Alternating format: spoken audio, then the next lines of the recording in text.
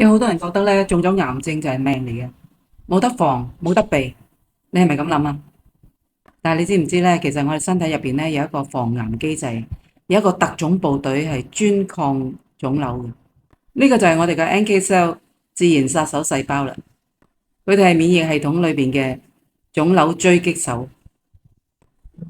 問題就係當我哋壓力大、生活唔正常、食物嘅營養又唔均衡、生活嘅環境好多毒素，咁呢啲 NK cells 咧就會停留喺一個休眠嘅狀態，而唔能夠發揮佢嘅作用。咁當然癌細胞就有機可乘啦。今日我想同你分享一個1996年就申請、2000年就批准嘅一個日本專利。呢個專利唔係淨係理論嘅，佢喺實驗室已經證實咗喺老鼠身上可以令到腫瘤縮小，而且係好明顯咁縮小，完全冇副作用。點樣可以做到呢？科學家用一種特別處理過嘅益生菌，叫做 Enterococcus faecalis。呢種益生菌咧會激活一種叫做 BRM 嘅蛋白，佢哋會發出一個信號，令到 NK cell 醒起上嚟。NK cell 醒咗、精神咗，就可以好精準咁去消滅身體裏面嘅癌細胞。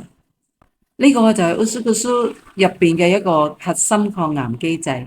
抗癌唔係要等到病先嚟醫嘅，係要每日支援我哋身體嘅免疫細胞，令到佢哋全天候喺戒備狀態，咁我哋就可以好好咁防止腫瘤發生啦。如果你都想了解點樣唔使用好多錢、無針無藥無痛提高我哋嘅 NK 細胞活性呢，跟蹤我 subscribe 我個頻道。想唔想知道點解 USUGUSU 可以列入馬來西亞嘅 MIMS 醫藥指南呢？留言 NK， 我會 send 一份免疫抗癌科學摘要俾你，請你分享呢個視頻俾你身邊有需要嘅朋友。